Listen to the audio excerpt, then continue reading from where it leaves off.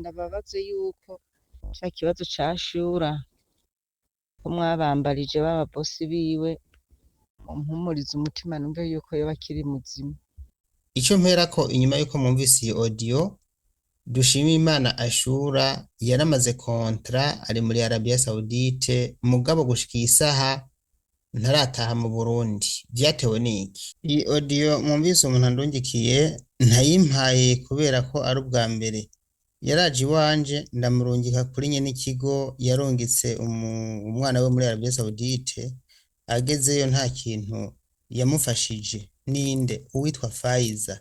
Uyu muntu Faiza ibintu ariko arakora ntibisanzwe, umenga niwe atwara Uburundi, abana b'u Burundi abarungika muri Arabia Saudite ntasubire kubitaho. Jewe igihe uwo mukenyezi yangana naciye mbanza kumubwira ati banza ugende muri kiriya kigo camurungitse ngo banze ubabwire, kuko bamavuga ngo urumva ngo ntibaje iwacu ngo tubafashe ngo bagaca bagenda ngo kwa Daniel Mugisha. Banza ugende umubwire ikibazo cy'uwo mwana wawe wumva ko atakibagufasha. Nuko rero cagendayo, agiyeyo ntacyo bamufashije. Cinamubwiye ati rero nimba batakibagufashije rungika audio tubwire ibintu bijanye n'umwana wawe ukuntu bimeze. Aca arayirungika. Audio yarungitse niyo gutabaza nko bisanzwe ariyo yiyi. Ariko uyu muntu yitwa Shimirimana Ashura, ni umwana, n'umukobwa, n'umumama yarungitswe muri Arabia Saudite n'ikigo cy'uwitwa Faiza c'umunyabugete.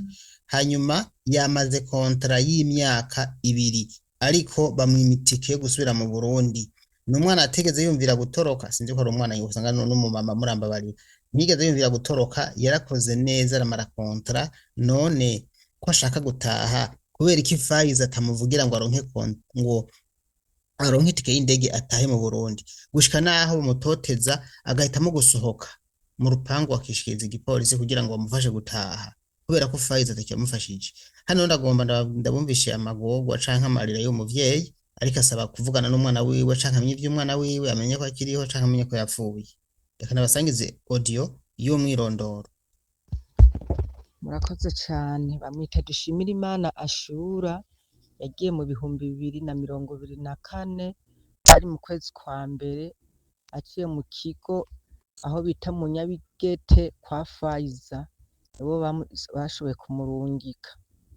Ikibazo afise Ashura si kindi, Ashura yamaze kontra itariki 16 z'uku kwezi kwa mbere. Ashura ikibazo yagiye aragira mu rugo yagiye arabamwo mu myaka 2 yose ari makeyo, ko yamye aca mu bigeragezo bimwe bidasanzwe avyihanganira ati mpaka mare kontra arabiko yotaha n'amahoro. Ashura itariki 20 mu kwezi, Ashura muko kwezi asigaje nk'amezi 4 atahe, bose barafise ukuntu bamusinyishije abana bononye ibintu, baramusinyisha bambwira ati andika uvuge ko kontra yawe iheze.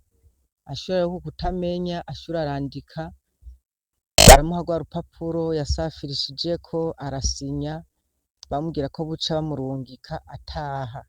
Mugo bimaze gushoka atavyarazi. Hano hantu ngomba mbanze mpagarare. Hari igihe mwebwe muri Arabia Saudite mwenyene mwihemukira makagira amafuti. Kubera iki ushobora gusinya ikintu nk'iki? Nundi neje n'ubundi niyo bazokwica kirazira gusinya ibintu utazi. Mubisinya kubera iki? Nkubu ntawoze ivyo yasinyiye. Ibi ni ibintu bikomeye cyane bijanye na vya bindi mu bushikiranganje bavuga, abantu bagenda muri Arabia Saudite ntibaba bafise inyigisho zikwiye, ntibaba bigishijwe ibijanye n'uburenganzira bwabo. Ni byiza ko muza mumenya uburenganzira bwanyu. Hariho ibintu udashobora gukora niyo bokurenganya kubuza. Gusinya ni ikintu kidasanzwe. Reka rero twumve ntawoze ivyo yasinyiye mugabo, reka dukomeze twumvirize umuvyeyi wiwe. Ntimuze musinye kirazira, kirazira. Ntibamurungitse atahe, yagerageje akora akoresha nawe asaba muheza akitwa bavyeyi. Ntibamurungitse atahe, yagerageje akora kuko nta ngorane yabona, bamabuje bamufata nabi akavumira ati je kandindire nzotaha hageze. Umva ico gihe rero kigeze, bamuha telefone ku munsi wa gatanu honyene. Ku wa gatanu hirya y'itariki 16 mva ko kontra yiwe yari iheze, narategereje nimenye ko muri telefone imisi yose kuwa gatanu ndategereza yuko yovuga ndabura, ndanuma hageze ku musi wa gatandatu niho twaca twumva umuntu atubwira ati burya Ashura yaratorotse ati ubu ntakiri hahandi. Umuntu ca ndatuma umuntu ariwe ndamubaza ati uramubaza ninde yababwiye ko Ashura yatorotse? Ashura jewe nakibwiwe na Faiza ko yatorotse ari kuri ofisi, ca turatabaza abo nyene bamurungitse kw'ico kigo turakibasaba, kuva ku musi wa gatandatu batubwiye ati reka tuzobaha inyishu ejo kuwa mbere narindiriye ko ndonka inyishu ndabura, nico gituma caciye gitaba yuko nokwitabaza ico gikorwa kimfashe. Kwezi kwa 12 ntako bigeze bamuhemba, mabuja we yagize ngo aramuhemvye aca anyandikira message yahembwe ukwezi kwa 11. Urumva ukwezi kwa 12 urumva ko atayamuhembwe yafise, nayo uku kwezi kandi kwa mbere bishobotse muvyeyi woca umusabira n'itelefone yiwe kazoza ayifise kuko niyo yari yariguriye. Ego ibibazo Ashura afise nivyo arashaka ko nyene mwomutabariza nkumva ko ari muzima, hama umva ko contrat yiwe yaheze hama bakamurungika agataha. Sawa sawa mwoba mugize neza, ibibazo jewe mfise nivyo vyo kuri Ashura, kandi nk'ubu sinzi ko anariho kubera ntariko ndanamwumva, umva ndavyumva uko nta kuri ndaronka menye yuko ati ivyo bariko barambwira nivyo canke n'ububeshi. Sawa sawa muhezagirwe bavyeyi. Iyi rero ni audio yampaye avuga ibijanye n'ukuntu umwana we vyagenze, umwirondoro byose arabivuga neza mwavyumvise. Rero nkuko bisanzwe hano igice gikurikira nca mpamagara umumama, umuvyeyi nkamubaza ukuntu bimeze kw'itelefone, none bimeze gute, vyatangiye gute, hantu wagenda gutabaza ntacyo bagufashije, ibintu nk'ivyo nivyo je nca nkora. Hano mugomba mukurikira ikiganiro nagiranye n'uwo muvyeyi. Uyu munsi igenekerezo rya 22 ukwezi kwa mbere umwaka w'ibihumbi 2026, no kuvugana inyuma y'imisi 8 umwana we amaze kontara mugabo atarataha mu Burundi kandi yaramaze kontara. Faiza yaratse kumufasha, baragiye ntako batakoze, ntako batagize, yaratse kumufasha. Reka twumve rero, namuhamagaye. Mwaramutse neza. Mwaramutse neza. N'amahoro. Urakomeye. Yego ndashima, nasanye mwandonde nanshize ku muriro. Nari kubera nabonye wanyandikiye nawe message, hanyuma wowe ndungikiye audio umbwira ko wabuze umwana. Mbeho haje bamubuze kuva ryari? Kuva kuwa gatanu itariki 16. Ariko aracari kare, kuwa gatanu itariki 16, uwo munsi tutariki 22, urumva ni iminsi ngahe gusa? Iminsi 6. Urumva nakibajije bivanye n'ukuntu nari numvishije amakuru bambwira ngo urupangu yahora akora motsi sigwa kirimwo ngo yaratorotse. Wabibwiwe nande? Jewe nabibwiwe n'umuntu ariye nyene muri Saudiya avuga ko yabibwiwe na Faiza. None Faiza yabimubwiye gute uwo muntu aho kubibwira mwebwe nyene n'umuntu? Sinzi kweri, nkeka ko ata nomero z'iwacu yari afise. Hanyuma mwe mumaze kuvyumva ivyo mwashiye mukora iki? Twegeye tumaze kuvyumva twaciye dutelefona mw'ico kigo nyene. Mwabikoze neza, baca babishura ngo iki? Twagumye turindiriye inyinshi gushika n'isa. Babi ntacyo barabishura, mwatelefone iyo ryari? Oya, twaciye dutelefona ku munsi wa Mungu. Uyu munsi turi kuwa kangahe? Uyu munsi turi kuwa gatatu. No kuvuga kuva kwa Mungu mutelefona gushika umunsi ntibaragira. None mutelefone nagira mwari gusubira mu gatelefona kandi. Tukatelefona Faiza. None mu telefona nde niwe nyiri mu telefona? None igihe mwatelefone nde? Batelefone uwo wita Aisha akorana na Faiza nyene. Mwari gusubira mu gatelefona nyene bo Aisha. None mwatelefone rimwe yaritavye ntiyitavye?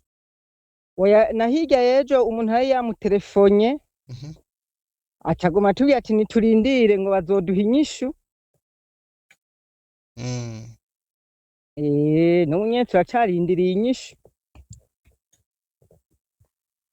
none murakomeza kurindira inyishu rero nyene nta kundi none bice bigenda gute none ni kuba iki mwaturondeye Ah, mushaka tubafashe ikibazi okay ndumva ivyo murindiriye murarindiriye inyishu hanyuma none jewe natwe mm, jewe ukuntu nawe nakwikozeko mm, ni ukubera kenshi nkunda kumva ukunda kuvugira abari muri ivyo bihugu vya Saudiya mm, umva nawe naciye niyumvira ati nokwikorako womfasha nkuko uhora ufasha abandi mm. ukantelefonera bosi wiwe ukamumbariza yuko ivyo bariko baravuga ko vyoba arivyo kuko kontra yiwe yaheze zirya tariki nyene 16. urumva rero umunsi yagiyeyo mbwira yagiye ryari nyibutsa nubwo yagiye mu navyumvise ariko bihumbi ndashaka bibiri kubivuge ngaha yagiye mu bihumbi 2024 mu kwezi kwa kangahe hari mu kwezi kwa mbere itariki 16 ni ukuvuga yahejeje kontra itariki itariki 16 z'uku kwezi kwa mbere niho yamara kontra urumva yari isanzwe bamuha telefone ku munsi wa gatanu nanategereje ko tuganira ndabura aho rero aho kumuha itike yo gutaha y'indege none hakurikiye iki kuko urumva amaze kontra aca hagwa itike y'indege na sebuja agaca agaruka mu Burundi vyaciye bigenda gute umva ko nkeka barayimwimye umva ko yaciye ahitamo mu bintu vyo gutoroka yabikoze neza ariko kuko iyo kontra iheze ukaguma mu nzu y'umwarabu agukoza ico ashaka kubera ko arashobora kuvuga nyene ko kontra yaheze utakiriwe ibintu nk'ivyo barafise amanyanga y'iwabo n'abantu babi cane yego nawe nico gituma yagikoze aca umva je ndumva ntiyeza nabimbarira ahubwo n'umushinye n'abantu bambwira ngo ashura ngo yaratorotse ngo ntakiri muri ca kigo erega vyumvikana ko ntashobora kumara kontra hanyuma ngo atoroke atamerewe nabi ibi ni ibintu vyumvikana kuko umuntu yarinze arindira imyaka 2 yatorotse kubera abona kumbura ubuzima bwe bubangamiwe kuko abarungika bo ntibashobora kuvyumva ivyo mugabo je ndavyumva cane kweri mu myaka 2 bagiye bamaranye ntibigeze babana neza kweri n'uwo mu boss kuko nk'ubu nyene yaranamuhemba n'amahera akacana mukatako akacamurungikira mu marundi yabikoze kenshi igihe cose amazeyo yarungika mu marundi mukatora mu marundi yego umukozi umuntu wanyu nawe nyene umukobwa wanyu nawe nyene ntiratomoye none wocuga umukora bimeze gutyo Negasha yaca akora iki kamuvyeyi ko yavuga ateka ndindeba siko kontra ihere ndariko nzohasohoka n'amahoro yashaka guhagarika akazi akavuga ati mutampemvye mutuyarungise mu madolari simbandanya akazi niko bigenza amadolari yarakibwiye bosi we ngo bacamubwira ngo hariya ngo nta makonte barungika ko z'amadolari ngo ziriyo barayakonvertisa bagahindura amayereyari bakayashira mu madolari ivyo ntibibaraba icyo ni ikintu bwira western gusa ihajya bacija mu kurungika ukayibwira ati aya mafaranga mpaye umuntu ari mu mareyale n'ivyo mugabo uyamumpere mu madolari ntabarayiwe ntabaraya Saudiya oya urumva n'Uburundi buyatanga atara nawe nyene sayabo na ico kigo nyene gihuriwemo n'ayo mabanki yose urumva nta muntu ahomba nico nshatse kuvuga niko gusa bikora n'inzigo gusa ico kintu kweri yarakibasavye barakimwankiye kandi kira kintu cose yarimenya mu bwo buzima yabayemwo okay nukuvuga ko rero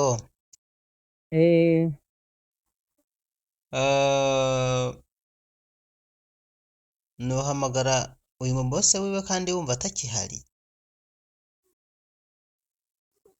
urumva je nasavye uko umuhamagara ukamutubariza ahantu yoba ari niyo aba ari kuri ofisi nk'uko bakitubwiye akamurihira itike basi agataha none umuntu amaze kontra mu by'ukuri aja kuri ofisi canke baramurihira agataha ndabizi kamuvyeyi ndabizi none Faiza burya ntiyumva ko bateye isoni abo bantu kweri wowe urarungitse umuntu aramaze imyaka 2 hanyuma urumva ni vya bindi bavuze ntibabakurikirana aha wabwiza kumenya ngo umuntu warungitseyo none bimeze gute ibintu birateye isoni Hmm? oya urumva bapfa kurungika kweri biba biheze ntibabakurikirana kweri. Ko Okay. je ndibuka nashikayo yaramaze amezi 3 tutavugana kubikorako nta n'inyishu ndende bigeze bampa. Reka murindire gatoya Eh, jewe ndaba ngoma ndagikurikirane sawa muvyemuza ko bamukoze. ngoma ndagikurikirane tumenye ukuri tumenye yuko Faiza yaciye avunira agati mu gutwi kandi uwo warungitse yaramaze kontara neza ntiyatorotse ariko ndanabaha n'izindi nimero namwe mushobora kwifashisha kugira ngo mugerageze ntahandi hantu mwaciye usibye kwa Faiza. Oya n'ahandi hantu twatelefonye uwitwa Aisha ko Aisha akorana na Faiza. Mwe mubahe? Twe turi abanyamuyinga. Okay, murakoze reka tugeze ngaha ariko aya majwi yawe ibituganirira uraza kuvyumva ntuze kugira ikibazo. Sawa sawa nta ngorane. Okay. Mwavyumvise rero mu kurangiza dusabe Faiza ko yotunganiriza umuvyeyi ashura agataha mu Burundi kubera ko yaramaze kontra icyangombwa ciwe cyanditse ko dushimira Imana ashura nibamuhe visa yitahire. Yaramaze kontra ntiyatorotse kumuvuga ngo bandi ngo baratorotse yaramaze kontra base kumufasha ashayishikiriza igipolisi cyarasohoka mu nzu. Murumva ko Faiza yaciye arimentanya ntawe uzobibwiye ntibwiye n'abavyeyi biwe ngo yaratorotse. None umuntu yotoroka amaze kontra umuntu atatorotse mu mezi kumwe gushika mu mezi 23 aca atoroka afise amezi 28 yamaze kontra. Ntimwumva ko ibyo bintu ari kumubeshera? So rero reka nababwiza ukuri hari ibintu n'umuntu yumva kumva ko ari ibintu by'uburofa kubisanzwe mutumvikana. Ibintu bikwiye kuvugwa ngo yaratorotse oya ahubwo bashatse kumugira nabi arahunga. Hano rero Faiza namufashe yitahire kandi no rusi Faiza hano si bari amafaranga. Iyo umuntu yamaze kontra Faiza cavugana na kiza kigo cyo muri Arabia Saudite basinyaye kontra kugira ngo babaha abakozi bagacabwira ujya mu boss kuko yaramaze kontra ne bashari itike y'indege nta n'ibindi byinshi. Aya mahera hariho na Faiza riga niko gusaba bafite imitima mibi batagomba kwitaho bano bantu. Ubundi bwobwo babwije ujya mukoresha ari amafaranga ku nguvu kuko niko amategeko abivuga. Nimba badashoboye naho kuvugisha aba boss ngo baze bararihira abakozi mu gihe amaze kontra boca baheba no gusafirisha ntacyo bamaze ni gutesha umwanya Barundi no gucafuza igihugu kubusa gusa. Abana b'Abarundi bayera mu barabara muri Arabia Saudite ngo n'umurundi polisi kamera bafata kandi nk'uyu nta ngorane yari kwiye kuba. Oya ngo umurundi ngo yafatiwe muri Arabia ngo kayerera mu barabara ngo agiye igipolisi ngo umurundi ibi mwumva bibaho? Ni ibintu bishobora gucafuza igihugu. Abantu bacafuza igihugu barababeshe usanga ari abanyina ahubwo namanumva bavuga atari bamwe. Uyu rero narihire ashura yitahire mu Burundi aje mu muryango wiwe nimba agomba kuzosafira asubira safire. Yaramaze kontra nta ngorane afise n'amafaranga adasubiye mu Faiza yariha kubera ko uwo ashura yaramaze kontra yiwe. Ujya mukoresha abandi bacari ayo mafaranga y'itike y'indege isubire mu Burundi gira amahoro. Ariko kino kibazo sindakirekura ntumvise ko ashura yatashe.